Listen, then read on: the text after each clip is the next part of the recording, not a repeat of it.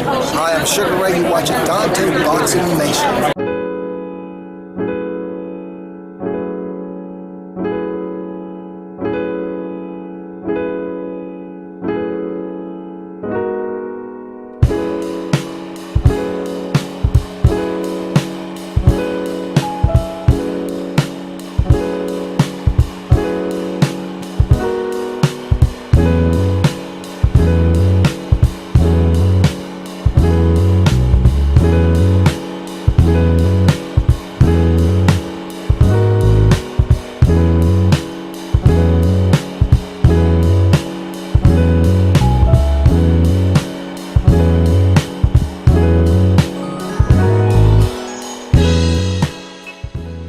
Dante's Boxing Nation, what's going on, guys? So one of the headlines read, Olympic boxing corruption alive and well, according to one of the senior officials of the Olympic Boxing Games. You know, this is pretty ironic because I did a video, I think yesterday or the day before, and I was pretty much giving you guys a summary and a review of what's already taken place in the Olympics, especially when it comes to the American boxers. Now, in that video, I told you guys that there was a Russian fighter by the name of Vladimir Nikitin, and he had went up against a Thailand fighter. Now, this guy, he's a bantamweight, so he's in Shakur Stevenson's division. So this Russian guy, he goes up against a Thailand fighter by the name of Chachai Booty, and this Thailand fighter is completely dominating the Russian fighter. Now, Booty is a southpaw, and he had a style that was a little reminiscent of Manny Pacquiao. He was using great foot movement, and he was killing this guy from the outside with left hands over and over and over again. And he was making the Russian look very flat-footed, very slow. Long story short, the Thailand fighter, he won every single round. And once the decision was announced, to everyone's surprise, they had the Russian fighter winning the fight 3 rounds to 0.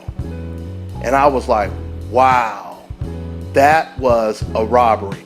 And it's so crazy because when I was watching this, I'm trying to get a gauge of all of these fighters in the bantamweight division, because I know that Shakur Stevenson may have to face one of these guys, right? So when I'm looking at the Thailand fighter, you know, originally going into this fight, the natural inclination is the Russian guy. He's going to most likely win because, you know, the Eastern European fighters and the Cuban fighters, they already have that type of reputation. But once again, to my surprise, the Thailand fighter completely dominated him.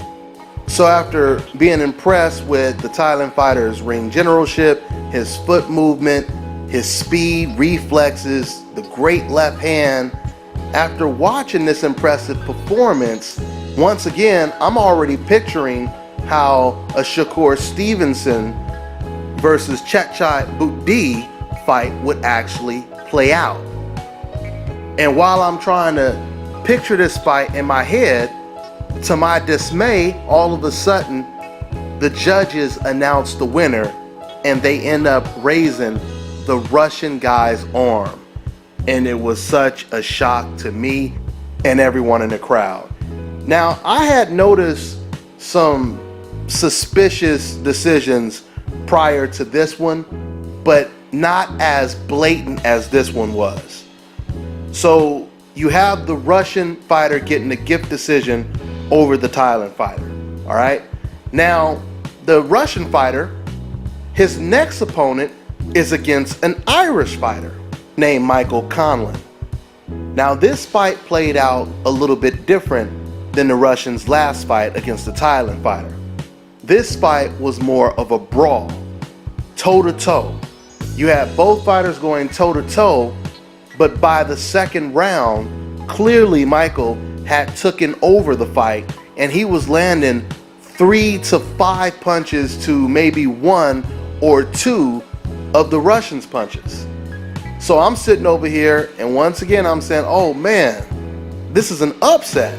You don't expect the Irish fighter to beat the Russian fighter.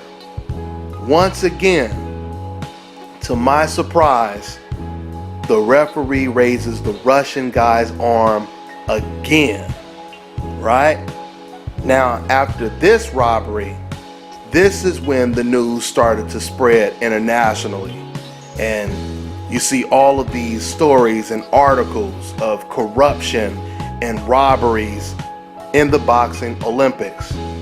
Now, keep in mind, this Russian Vladimir Nikitin versus Michael Conlan fight, this happened only about an hour before the Gary Russell fight, where Gary Russell goes up against an Uzbek fighter, a fighter from Uzbekistan.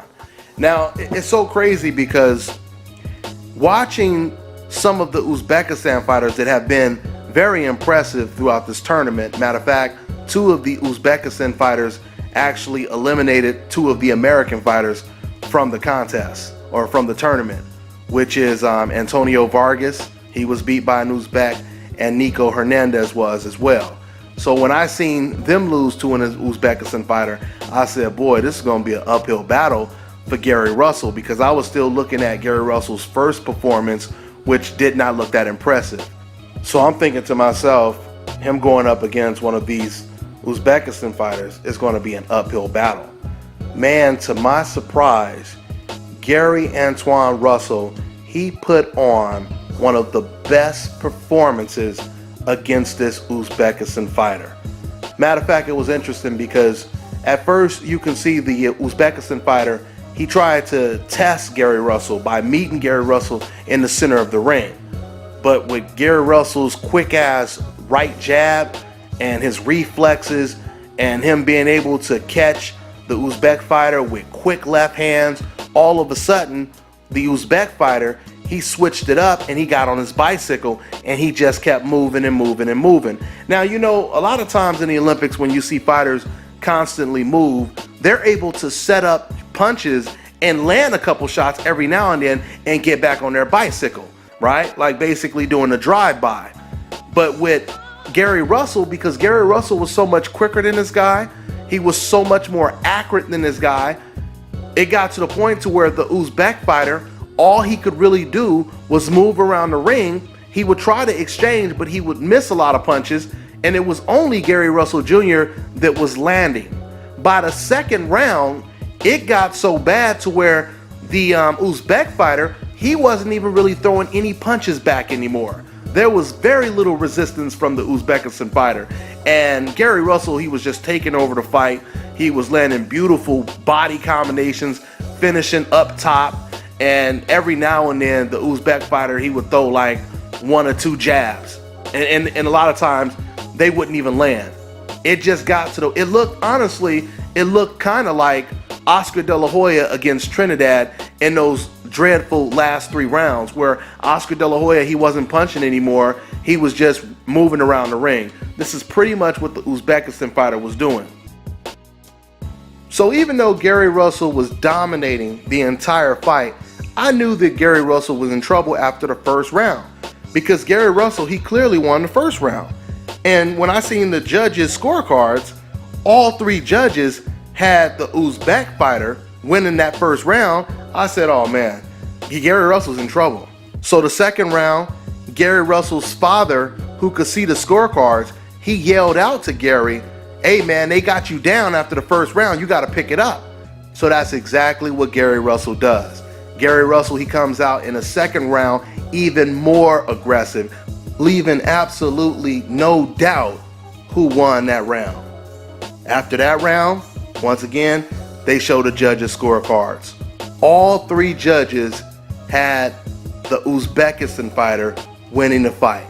From that point on, I said, oh, okay, it's nothing Gary Russell can do. They already made up their mind before this fight had even started.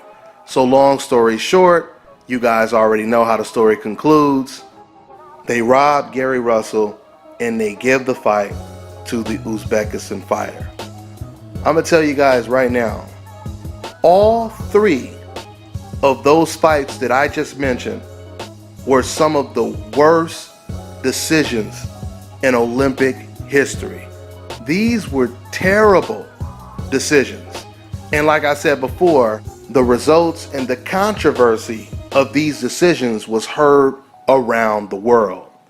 Matter of fact, once again, these controversial decisions were so blatant that even one of the Olympic senior officials had to take a stand, and he talked about the corruption in the Olympic boxing. In fact, this official is so fed up with the corruption that he is calling for the resignation of AIBA's president and the executives. That's how serious these robberies have become. Matter of fact, let me go ahead and read a part of this article and quote exactly what this senior had to say. This was an article on theguardian.com. Here's what the writer reported. The senior official who went public with fears of deep-rooted corruption in Olympic boxing has claimed a string of controversial decisions show it is, quote, alive and well, and called for urgent action by AIBA, the amateur sports governing body, amid furious scenes around the ring in Rio. Now, this is what the senior official had to say. Quote, as predicted, the corruption is alive and well, and the decisions speak for themselves. It is clear that AIBA will not do anything about this. It is time now for the IOC to step in, insisting that amateur boxing is so rotten that only the removal of AIBA's president, C.K. Wu, all of his administration, and all of the officials at the Olympics would cut it out. President Wu needs to resign, as well as the executive director and the senior staff. Every referee and judge and international technical official needs to be suspended. That's the only way it's going to change. Boy, now that is some serious disclosure right there. That is extremely revealing. You guys ever watch those movies where you have the main character who has this perfect life, right? And then all of a sudden, out of nowhere, he finds out everything in his life, everything he's been told, everything is just one big ass lie, right? Guys, that's exactly how this AIBA situation sounds right now when you listen to how this senior official just broke it down for us. What this official just confirmed is, in a way, boxing fans' worst nightmares, which is these horrendous decisions that we've seen in the last couple of days have been extremely deliberate. Now, don't get me wrong, we all speculated that was the case, but you have an insider that is confirming it. That changes the entire dynamic. This official just said right now, the president of AIBA, all of the executives, we need to cut it. That's basically what he said. We need to cut it. So with that all being said, I really feel bad for all of these fighters that were robbed of a gold medal or a silver medal, whatever the case may be. But what really bothers me the most when it comes to this whole situation is the lack of unity in America. Someone in my comment section, I forgot his name, but he used the acronym instead of USA, it's DSA, which is the Divided States of America. I thought that was pretty clever because that is exactly what we are. We are a divided nation. The fact that Gary Russell, who is fighting for our country, he represents our country just like the military does. And when this man is openly, blatantly robbed, there are no articles about Gary Russell Jr. being robbed. Only articles are Gary Russell loses by split decision, as if it was justified, as if there was no robbery, no harm done here, right? Because Gary Russell Jr. is on the coincidental list. you guys have to understand something. This is the Olympics, okay?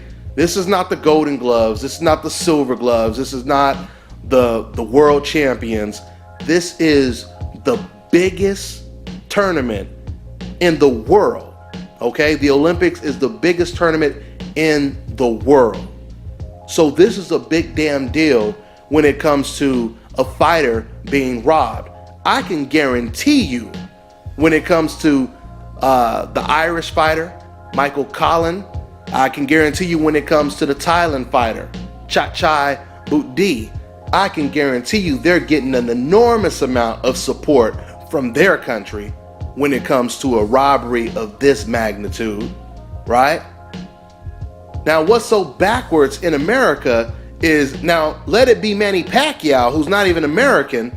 Let Manny Pacquiao lose a close decision to Tim Bradley, and it's the worst decision in the world. Articles left and right, Manny Pacquiao was robbed, worst decision. Jim Lampley is working overtime, doing additional shows dedicated to defending Manny Pacquiao's honor. Hell, the sad thing is, they treated Tim Bradley like he was the foreigner. That's how it is in the DSA. You have all these other international websites that are talking about these robberies. And yet, when it comes to American boxing websites, they don't even care. Because to them, it's just another coincidental list fighter. So who gives a damn if he got robbed or not? This is how they see you when you're on that list. But at least, hell, the senior official, at least he's telling the public the truth. At least he's telling the public where the problem is and what we need to cut out. So at the end of the day, once again, if our country would put pressure on the corruption like everyone else is, it would be a major contribution to the cause. So anyway, with me saying all of that, this same Russian fighter that got 2 gift decisions, guess who he's fighting next? He's fighting Shakur Stevenson. And I'm telling you guys right now, after what I've seen, at least skill-wise, I can't speak for the judges, but skill-wise, Shakur Stevenson, he should dominate this guy pretty easy. Like I said, this Russian guy, he's very flat-footed. He throws looping, slow punches. There's no way he stands a chance against Shakur Stevenson. Only thing I wonder is, how is Stevenson going to fare against those damn judges? That's where the real challenge lies for Shakur Stevenson, and it's a damn shame. When it comes to just the boxing aspect, the only challenge for Shakur Stevenson, and I believe if the judges do what they're supposed to do, we're going to get to see a hell of a gold medal match, and that is going to pin Shakur Stevenson versus the 2012 gold medalist, the Cuban Robeisy Martinez. Hopefully I didn't butcher that name, but Martinez against Stevenson, that is going to be an epic battle with the combination of rhythm, slickness, ring generalship, speed, defense, special effects. All of that combined, you have a hell of a gold medal match. So that should be one to see. But once again, we got to find out if these judges are going to do the right thing. And that is no guarantee. I can almost see, and I hope that I'm wrong, but man, I can almost see a Roy Jones type of controversy. When Roy Jones lost to, I believe it was Korea, if they rob Shakur, it will be reminiscent of that. And I am telling you right now, somebody is seriously on the payroll when it comes to some of these Russian fighters and Uzbekistan fighters getting these decisions. You know what, before I wrap this up, let me go ahead and quote what some of the fighters had to actually say they were actually robbed. Let me go ahead and quote what Michael Conlon from Ireland had to say about his loss to the Russian fighter. They're fucking cheats. They're known for being cheats. Amateur boxing stinks from the core right to the top. I'll never box in this competition again. If people watch this Olympic Games and they see some of the decisions, I think boxing is dead. It's about whoever pays the most money. Whoever has the biggest influence wins. End quote. Ooh, that's deep. Man, that is deep. Now the USA head coach, Billy Walsh, he had a lot more to say than that. And it's funny because I just told you guys that if they rob Shakur Stevenson, it'll be very reminiscent of the Roy Jones situation in 1988. Coincidentally enough, Walsh, he actually compared these Olympics to 1988. Let me quote what he had to say. We wonder why we are out here working our socks off trying to get our guys ready. They give us the rules and we try to get our guys to adhere to those rules and then fight in that fashion, and then we do and we don't get it. It's the worst game since 1988 when Roy Jones got robbed in the final. That is pretty damn big. Because all of the Olympic Games that we've had since '88, no one has compared any of the games to 1988 till now. So that just tells you about the obvious corruption that's taken place this year in the Olympics. Now, Walsh, he also claimed Uzbekistan boxers were being favored. Another USA coach told TheGuardian.com, quote, I'm starting to believe they are doing something. It's disgusting, end quote. Well, hopefully with all this exposure, there'll be a proper investigation and something will be done about this matter.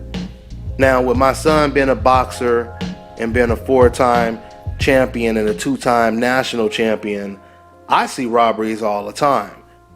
I mean, it's been a couple times where my son was robbed, where he won every single round. And because my son, he has, these natural reflexes where he has this great defense, he'll win fights and never even get touched, and he'll be the only person landing clean shots. And he'll be standing right in front of his opponents and avoiding all of their punches. And there's been times where he got robbed. But of course, when it comes to the local and the national level, robberies are far more common. But on the biggest amateur stage, there's no way we should be dealing with this type of irresponsibility. Or maybe I should say, this type of corruption. These fighters, they train their entire lives to fight for a gold medal. And for you to just take that away and give it to the highest bidder, people that are willing to take away these kids' dreams just for personal financial gain, should obviously be removed from this sport, and they should never have another position pertaining to boxing at all. That is sickening. Something else I thought about, how crazy is it that originally, because of the excessive use of PEDs, the Russian team was supposed to originally be banned from the 2016 Olympics. And for some reason, we don't even know why, but for some reason, at the last minute, AIBA decided to allow some of the Russians to participate in the games. Now, the Russian powerlifting team and a couple other teams, they were completely banned. But for whatever reason, they allowed the Russian boxers to participate. And for those of you guys who don't know this, because a lot of people, they keep this, on the hush, but Vitaly Klitschko, the reason why Vitaly Klitschko didn't participate in the Olympics like his brother Vladimir Klitschko did is because Vitaly Klitschko, he failed a drug test and tested positive for PEDs. Okay? So when it comes to these Eastern European countries, this is something that goes back quite some time. And now coincidentally, you have a Russian fighter like Vladimir Nikitin, who for some reason is receiving a lot of special attention and a lot of help as well when it comes to these fights. So speaking of the Russian fighter, he'll be fighting Shakur Stevenson this Thursday. Clarissa Shields, she'll be fighting on Wednesday. And also the Cuban, he'll be fighting the same day as Shakur Stevenson, Robiesi Ramirez. Those should be two really good fights to watch. So tune in. That fight should be on NBCSN on Thursday. Okay? So I'm not sure what time. Just check your TV guide when it comes to that. That's pretty much all I got for now, guys. I'm on to the next one.